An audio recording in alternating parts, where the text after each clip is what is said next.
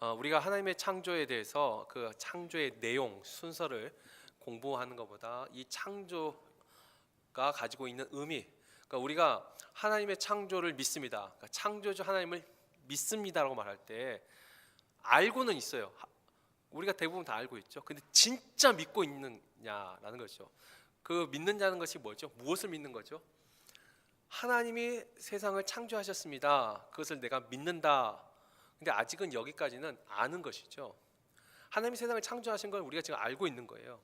그리고 내가 진짜 믿는다 라고 말을 할 때는 그 하나님의 창조 안에 담겨 있는 것을 믿는 것이죠. 뭐 쉽게 말하는 거죠. 여러분 저를 믿습니까? 아마 여기 있는 분들 저를 다 아실 거예요. 누군지. 저를 알고 있습니다. 그러나 저를 믿는 것과 아는 것은 또 다른 차원이죠. 하나님의 창조를 아는 것과 하나님의 창조를 믿는 것은 또 다른 차원이죠. 우리가 하나님의 창조를 믿는다고 할 때 적어도 세 가지, 우리가 첫 번째, 우리가 하나님의 창조를 믿는다 할 때는 하나님이 이 세상의 때와 시간과 사건, 그러니까 역사를 주관하시는 하나님의 주권, 하나님의 나라를 믿는다는 의미가 있죠. 하나님이 창조하셨기 때문에 우리는 이 창조된 세상을 하나님이 주관하신다는 것을 믿습니다. 이것을 진정 믿을 때 나에게 일어나는 일들조차, 이 세상에서 일어나는 일들조차 하다못해 공중나는 참새 한 마리도 하나님의 손 안에 있구나, 뜻 안에 있구나, 우리가 그것을 믿는다라고 하는 것입니다. 두 번째, 하나님의 창조를 믿는다라고 할 때 하나님이 기뻐하시는 게 뭐죠? 질서를 세우시고 좋은 것으로 채우시는 것을 하나님이 좋아하신다. 그래서 우리는 이것을 하나님이 기뻐하시는 일이기 때문에 우리는 늘 질서를 세우고 좋은 것을 채워주는 이 삶을 하나님이 기뻐하는 삶으로 믿는 것이죠. 반대는 뭐죠? 하나님이 싫어하시는 일들이죠. 하나님의 주권을 믿기보다 나의 주권을 주장하는 것을 하나님이 싫어하시는 거고, 또 하나님이 세우시는 질서와 하나님이 채우시는 것을 하나님이 기뻐하신다면 질서를 흔들고 그 다음에 비게 만드는 거, 이것을 하나님이 싫어하시는 거죠. 그러니까 우리가 창조를 믿는다라고 할 때 하나님이 기뻐하시는 것이 이와 같은 것이다 라는 것을 믿고 거기에 순종하는 것이 진정한 믿음이죠. 자, 오늘은 이제 그 세 번째, 하나님의 이 창조를 믿는다라고 할 때 특별히 우리가 그 초점을 오늘 우리가 인간, 우리 자신에게 맞춰봤을 적에 이 속에 또 하나님이 우리에게 주신 참 귀한 교훈이 있습니다. 일단 우리가 하나님이 그 창조하신 우리 인간의 창조, 우리를 창조하셨지 않습니까? 이 인간 창조만의 특별한 특징들을 우리가 몇 가지 좀 살펴보고 가는 것이 좀 도움이 될 것 같아요. 다른 창조와 인간의 창조가 다른 점들이 몇 가지가 있습니다. 그 첫 번째가 일단 인간의 창조가 모든 창조의 마지막 사역이면서 마무리 단계였습니다. 가장 좀 특별한 창조였죠. 그래서 창세기 1장에 다른 것들은 다 그냥 창조만 기록되어 있다면 2장에 가서 인간의 창조에 있어서만 한 번 더 구체적인 내용이 나와 있습니다. 그러니까 인간의 창조가 모든 하나님의 창조의 마지막 사역이었다는 게 이게 우리가 찾을 수 있는 특징이고, 두 번째, 우리가 잘 아는 것처럼 인간의 창조가 특별한 것은 우리가 읽었던 26절, 27절에 나와 있듯이 하나님이 사람만은 하나님의 형상대로 창조하였다. 하나님의 형상대로, 하나님의 모양대로 창조하였다. 이것이 특별하죠. 그리고 흙으로 사람을 지으시고 생기를 불어넣어 주셨어요. 이것은 우리가 다른 창조들, 다른 피조세계 창조는 어떻게 했죠? 우리가 그 첫째 날, 둘째 날, 셋째 날, 넷째 날, 다섯째, 여섯째 날 그 처음 시작하는 뭐 3절, 6절, 9절, 14절, 20절, 24절 쭉 보시면 뭐로 시작되죠? 제일 첫 마디가 하나님이 이르시되. 우리 개역 한글은 가라사대. 그래서 우리 그 유초등 뭐 어렸을 때 가라사대 게임 아세요? 가라사대 하면 따라서 하고 가라사대 안 하면 안 따라서 하고. 안 해보셨어요? 주집사님은 모르시는군요. 김웅 장로님은 해보셨나요? 가라사대? 장로님도 모르세요? 장로님 세대까지 모르시면 그러면 차순화 권사님은 아세요? 가라사대 게임 모르시는 분 지금 강리하 권사님도 모르셨구나. 그렇군요. 그러니까 가라사대 게임 참 많이 하는데 그냥 간단해. 가라사대 게임이 아니라 자 가라사대 손을 올리세요 하면 올리는 거죠. 근데 제가 자 오른손 올렸어요. 그럼 왼손도 올리세요. 근데 따라서 하면 이제 걸리는 거죠. 가라사대라는 말을 꼭 붙여야지만. 근데 이 가라사대 게임이 나오는 것이 이 창세기 1장에서 어찌 보면 기원이 되죠. 하나님이 창조를 할 때 하나님이 가라사대, 그러니까 가라사대 뜻이 뭐냐면 말씀하실 때, 하나님이 이르실 때, 그러니까 하나님이 세상을 창조하실 적에 해와 달을 창조하시고 궁창을 창조하시고 뭐 땅의 짐승, 바다의 물고기, 공중 나는 새를 창조하실 때 하나님이 직접 뭐 만드시고 뭐 이렇게 하지 않으시고 그냥 말씀만 하시는 거예요. 생겨라. 이 말씀으로만 가라사대, 이르시되 다른 모든 피조 세계는 다 이걸로 창조되었습니다. 그래서 요한복음 우리가 잘 아는 1장 1절 3절에서 보면 태초에 말씀이 계시느니라 그리고 이 만물이 이 말씀으로 말미암아 지어졌나니. 그러니까 모든 창조는 말씀으로 창조가 됐어요. 근데 인간만 유독 말씀이 아닌 하나님의 형상과 하나님의 모양대로 특별히 창조가 됩니다. 여자를 창조할 때도 그냥 하나님이 이르실 때 여자가 생겨라 이렇게 말씀만 하셔도 되는데 일단 성경은 아니죠. 아담이 잠들 때 일부러 그 갈비뼈를 어찌 보면 오늘날 우리식으로 표현하자면 외과 수술을 하신 거예요.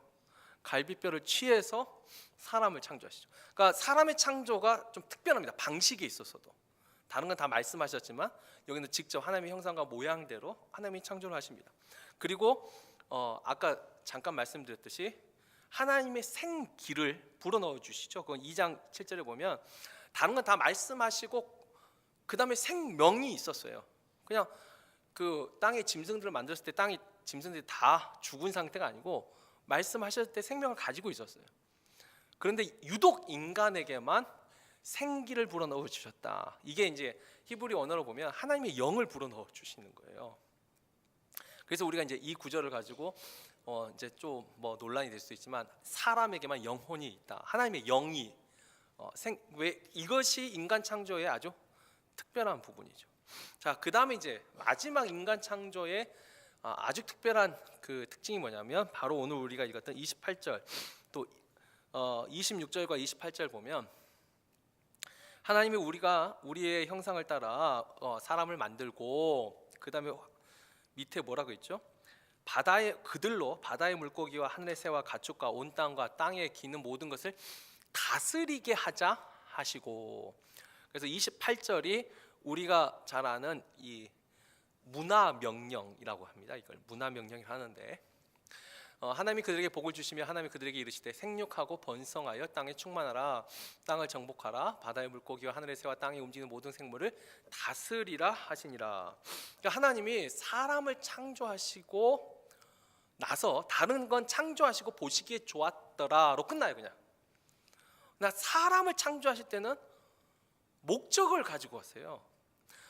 이 사람으로 하여금 내가 창조한 이 모든 것을 다 다스리게 하자, 관리하게 하자. 하나님이 통치하시는데 그 하나님의 통치의 대리자로 이걸 위임이라고 해요. 위임. 하나님이 직접 하실 수 있는데 그것을 위임한 거죠. 이 사람에게 이 모든 것을 다스리고 관리하도록 맡기신 거예요. 자, 우리가 인간 창조의 그 특징들 아주 특별한 것들 몇 가지를 봤는데 뭐 하나님의 형상대로 생기를 불어넣으시고 이건 오늘 우리가 그 주목할 주제는 아니고 이 마지막 거 하나님의 창조 사역에서 특별히 인간의 창조에 있어서 하나님은 우리에게 하나님을 대신하여 이 창조된 세계를 관리하고 다스리라는 위임을 해주셨다는 거. 이게 하나님의 창조에서 특별히 인간 창조에 우리에게 있어서 아주 중요한 의미를 갖습니다. 그러니까 하나님이 이와 같이 그 위임을 주시면서 물론 처음에 주신 건 뭐냐? 복을 먼저 주세요. 복을. 28절에 보면 복을 주시죠. 어떤 복이죠? 생육하고 번성하고 충만하고 정복하고 하나님 우리에게 주시는 복입니다. 그러나 너희가 이와 같은 복을 받았다면 하나님으로부터 이런 은혜를 받았다면, 복을 받았다면 뭘 해야 돼요? 그 다음에 이 땅의 모든 생물들을 하나님을 대신하여 다스리는 것입니다. 물론 여기서 이 다스리라는 이 단어, 이걸 인간의 죄성으로 말미암아, 다스린다는 표현을 여러분 딱 생각할 때 어떤 이미지가 제일 먼저 떠오르세요? 다스린다. 왠지 다스린다 하면 자유를 좀 뺏기는 거, 그러니까 그 반대 입장에서 뭔가 억압하고, 그리고 뭔가 이 자유를 뺏기고 이런 듯한 느낌이 있잖아요. 근데 이건 분명 우리 가운데 죄성이 있기 때문에. 우리가 지난주 들었던 하나님이 무엇을 기뻐하신다고요? 질서를 세우고 채우는 것을 하나님이 기뻐하세요. 그러니까 하나님이 하시는 일이 이거잖아요. 질서를 세우시고 채우시는 거. 근데 이것을 우리에게 맡기셨어요. 위임하셨어요. 결국 이 땅에 생육하고 번성하고 충만하고 정복하는데, 이 정복이란 단어 이 자체 원어의 번역이, 우리나라 번역이 좀 이게 정복이란 단어 자체가 좀 강해요. 원래는 더 좋은 것은 관리하는 거예요. 보살피는 거죠. 하나님이 하시는 일을 대신하는 거예요.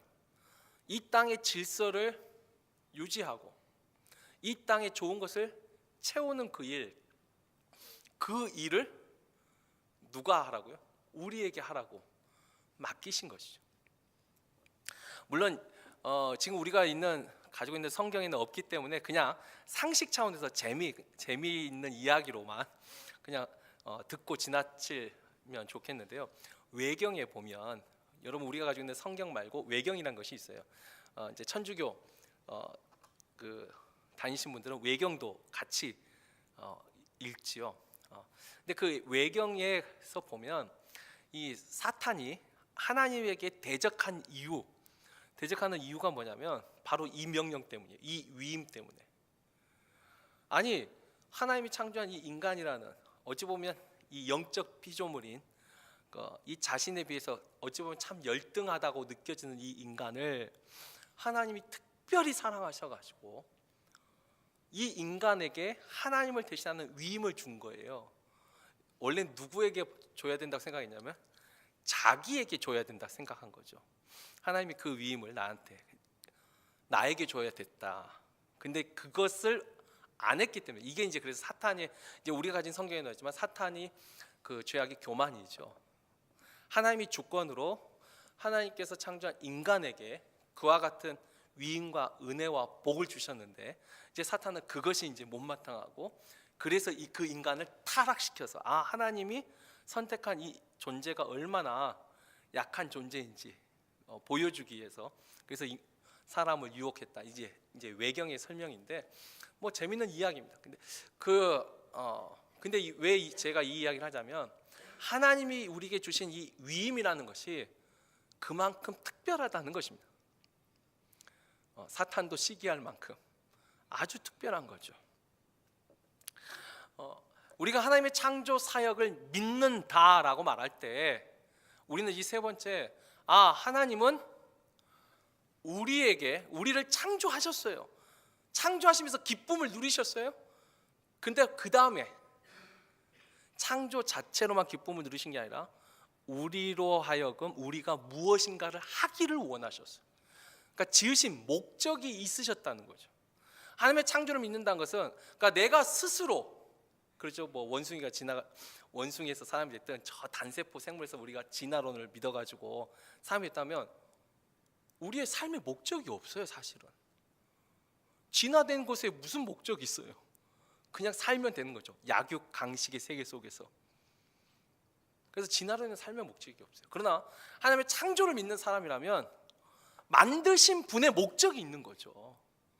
이 시계를 뭐 하려고 만들었어요? 이 시계의 목적은 시간을 알려주는 거죠. 그렇지 않습니까? 이 컵의 목적은 무언가를 담아가지고 쓰임받는 게 목적이죠. 그래서 우리가 하나님의 창조를 믿는다 할 때, 하나님은 나를 창조하셨을 적에 나를 향한 계획, 목적이 있구나라는 것을 믿는 것이 진정한 창조에 대한 믿음입니다. 그래서 우리는 이것을 하나님의 입장에서는 위임이라고 하는 거고, 하나님은 우리에게 위임하셨어요. 우리 입장에서는, 받는 우리 입장에서는 이것을 사명이라고 표현할 수 있습니다. 하나님이 우리에게 사명을 주셨어요. 무엇인가를 맡기셨어요. 우리가 이와 같은 것을 하나님의 창조 사역뿐만 아니라 그 후에 성경에서도 곳곳에서 발견할 수 있습니다. 뭐 많은 성경 구절이 있지만 한 몇 군데만 찾아보죠. 먼저 출애굽기 19장 6절을 보면 하나님이 국가로서 이스라엘 민족을 부르셨습니다. 그러니까 원래 이스라엘은 국가가 아니었어요. 근데 이스라엘을 국가로 창조하신 것입니다. 지금 하나님의 택한 나라로 창조하신 거예요. 이것도 창조예요. 하나님이 하신 일이죠. 그런데 그 창조하시면서 분명한 목적이 뭐죠? 너희가 내게 대하여 제사장 나라가 되고 거룩한 백성이 되라. 너는 이 말을 이스라엘 자손에게 전할지니라.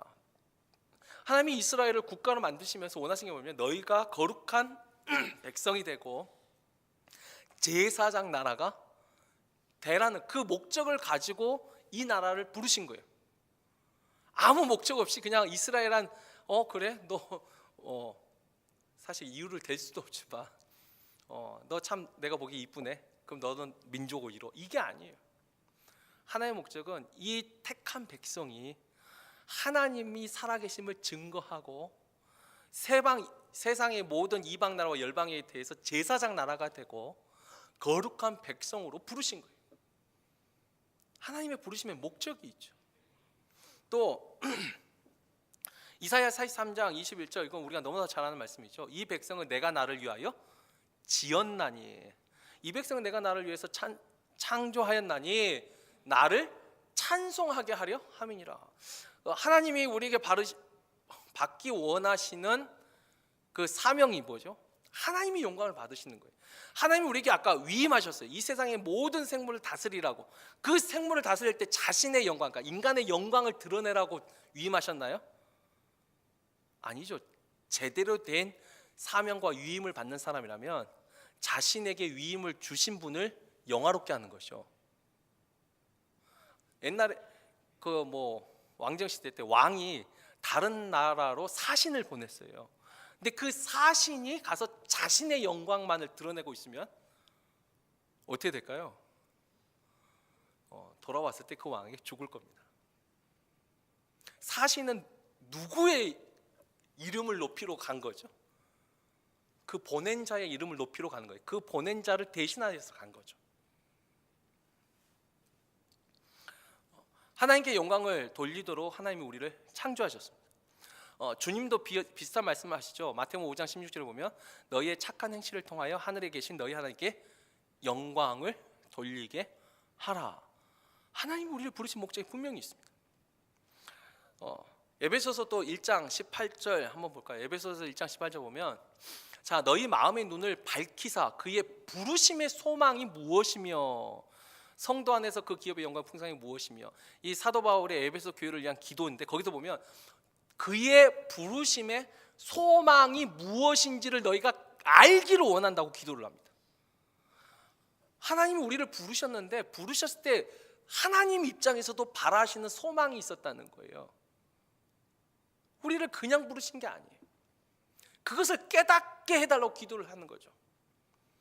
그러면서 이제 뒤에 4장 1절에서 4절을 보면 자 그러므로 주 안에서 갇힌 내가 너희를 권하노니 너희가 부르심을 받은 일에 합당하게 행하라. 모든 겸손과 온유로 하고 오래 참음으로 사랑 가운데서 서로 용납하고 평안에 매는 줄로 성령이 하나 되게 하신 것을 힘써 지키라. 몸이 하나요 성령도 한 분이시니 이와 같이 너희가 부르심의 한 소망 안에서 부르심을 받았느니라. 분명히 하나님이 우리를 부르셨을 적에 그 부르심의 소망이 있었어요. 그 소망이 뭐죠? 앞에 나오는 사도 바울이 말하는 거 겸손과 온유와 평안에 매는 줄로, 그리고 성령이 하나이든 같은 마음 같은 뜻을 가지고 하나님이 원하시는 게 이것이죠. 그래서 하나님은 일치와 연합을 좋아하세요. 우리가 그러니까 성경을 통해서 하나님이 좋아하시고 싫어하시는 것을 분별하는 이게 명철이고 이게 지혜인데 하나님은 하나와 연합을 좋아하시지 분열과 다툼을 싫어하시죠. 하나님이 늘 한 분이시기 때문에, 근데 우리가 본질적으로 계속 분열과 다툼과 이 갈라섬이 있어요. 이건 분명히 하나님이 싫어하시는 거죠. 그러니까 하나님이 우리를 창조하시고 부르셨을 적에 분명히 하나님이 기뻐하시는 그 일을 위하여 우리를 부르셨어요. 그러니까 그 부르심에 합당하게 살라는 것이죠. 지금 사도 바울이 말한 거. 자, 그리고 베드로도 또 이와 비슷한 말을 하죠. 베드로도 보면 베드로후서 1장 10절 11절 보면, 그러므로 형제들아 더욱 힘써 너희 부르심과 택하심을 굳게 하라, 굳건히 하라.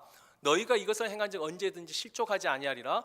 이같이 하면 우리 주 곧 구주 예수 그리스도의 영원한 나라에 들어감을 넉넉히 너희에게 주시리라. 우리가 영원한 그 하나님 나라에 들어가는 거, 그 부르심의 소망, 그 택하심을 굳건히 붙잡을 때 그 나라에 가는 것이죠. 하나님이 우리를 부르셨어요. 달란트들 다 맡기셨어요. 사명을 주셨어요. 근데 제가 저번 주일에도 말했지만, 시작은 다 똑같이 시작했지만 마지막은 다 다르게 끝이 납니다. 하나님이 우리를 부르신 걸 소명이라고 합니다. 부를 소자, 이름 명자를 써서 이름을 불러주신 거예요. 우리는 소명으로만 근데 멈춘 사람이 있어요. 아, 하나님이 나의 이름을 불러주셨구나. 그게 은혜죠. 이건 은혜고 감사해요. 근데 은혜에서만 멈춰요. 그 다음에 하나님이 우리를 부르신 그 은혜, 그 소명 다음에 오는 게 뭐죠? 그게 사명이에요. 맡길 사자, 이를 명자. 하나님이 말씀하시는 그 사명을 가는 게, 이게 이제 믿음의 성숙한 자가 되고 믿음의 장성한 자가 되는 거죠. 어렸을 때는 우리는 분명히 은혜로 살아야 돼요. 그러나 영원히 그 은혜 속에서만 머물려고 할 때 하나님의 영광을 드러내지 못하는, 믿음에 자라면서 하나님이 나에게 주신 사명을 감당하는, 그게 부르심에 합당한 삶, 그게 사명을 감당하는 거예요. 그리고 그 부르심은 각 사람의 은사에 따라서, 각 사람의 부르심에 따라 다 동일하지 않아요. 하나님이 각자에게 주신 그 사명 붙잡고 나에게 주신 그 사명을 감당하는 거, 이게 진정한 나를 지으신 분에 대한 믿음이죠. 내가 저절로 생겨난 그냥 존재라면 나를 향한 목적이라는 것이 누가 있어요? 누가 나한테 너의 삶의 목적을 말해주겠습니까? 나의 삶의 목적을 누가 말해줍니까? 그러나 나를 지으신 분이 하나님이라면, 만드신 그분은 나를 향한 뜻을 가지고 계셨다는 거예요. 나에게 원하시는 것들을 가지고 계셨다는 거예요. 우리가 그것을 발견하고 그것을 깨닫고 그 사명을 붙잡는 것, 이게 진짜 믿음이죠. 이제 말씀을 정리합니다. 우리가 창조를 믿는다라고 할 때, 하나님의 창조를 믿는다 할 때, 하나님이 이 세상을 모든 걸 주관하신다. 내 인생도, 또 이 나라와 심지어 이 세상의 모든 역사까지도 하나님이 손안에 있다. 그걸 믿는 것이고, 두 번째, 하나님이 기뻐하시는 것이 질서를 세우시고 채우시는 것, 토우와 보우, 공허와 혼돈을 몰아내시는 것, 이걸 하나님이 기뻐하시고, 그 하나님이 나에게 주신 사명을 깨닫고 그 사명을 붙잡고 사는 것, 그것이 진짜 창조주 하나님을 믿는 믿음이죠. 우리가 이 창조론에 대해서 더 깊게 또 말씀 묵상할 수 있는데, 올해는 여기까지, 이 세 가지, 하나님 정말 내가 하나님의 창조를 믿는다, 근데 어찌 보면 그게 아는 것에 불과하죠. 그리고 진짜 믿음을 요구하는 그 시점의 타이밍에 가면 하나님 거기까지만, 여기서부터는 제가 알아서 할게요. 제가 진짜 필요할 때만 도와주시면 돼요. 우리도 이렇게 할 수 있다는 거죠. 하나님의 주권이 아니라 정말 하나님의 뜻과 내 뜻을 혼동할 수 있는, 분별을 잃어버릴 수도 있고, 또 하나님이 정말 기뻐하신 것은 질서와 채움인데 나도 모르게 이 질서를 깨트리고 있더라는 거죠. 우리가 창조를 알고 있지만 그 믿음을 잃어버릴 때 우리도 분명히 흔들릴 수 있습니다. 하나님이 나에게 주신 사명이 분명히 있는데 내가 그 사명에 대해서 또 나태해지고 혹은 그것을 내려놓을 수도 있더라는 거죠. 주인을 내가 믿는다면 나에게 주신 그 사명, 그 부르심에 합당한 삶을 살도록, 그래서 그 부르심과 그 택하심을 우리가 굳건히 견고하게 하면 그 주의 영원한 나라에 우리가 넉넉히 들어갈 수 있으리라 믿습니다. 그래서 그 마지막 날 그 디모데후서 그 바울의 유언장에 디모데후서 4장 7절 말씀, 그 몇 주 전 주일에도 한번 우리가 읽었는데, 내가 나의 달려갈 길을 마치고 믿음을 지켰으니, 사도 바울이 진정한 하나님의 부르심과 그 사명을 발견하고 자기는 끝까지 그 믿음의 길을 믿음을 지켰다라고 말하죠. 자신의 달려갈 길, 그게 이제 다른 표현하면 자신의 사명을 다한 거죠. 우리도 이 사도 바울처럼 마지막 순간에 하나님 앞에서 뭐 당당하고 떳떳한 게 아니라 그래도 하나님, 내가 하나님 앞에 최고는 아니었을지라도 최선은 다했습니다. 내가 비록 온전하지는 못했어도 하나님 따라가려고 정말 몸부림쳤습니다. 근데 하나님은 그것 자체를 아시니까, 우리 마음의 중심을 아시니까 하나님을 따라가려고 몸부림친 거라면 비록 그 결과가 우리가 생각하는 것처럼 아름답지 않을지라도 적어도 하나님은 그 마음의 중심을 아시니까 분명히 우리 만났을 때 이렇게 말씀하실 거예요. 잘했다, 충성된 종아. 내가 작은 일에 충성하였으니. 큰 사역이 아니라 작은 것에도 우리의 마음의 중심을 가지고 있다면 하나님 그것으로 충분히 기뻐하시고 영광 받으시고 우리를 칭찬하실 줄 믿습니다. 이와 같은 칭찬이 저와 우리 모두의 칭찬이 되고 그와 같은 소리를 우리 모두가 들을 수 있기를 주의 이름으로 축원합니다.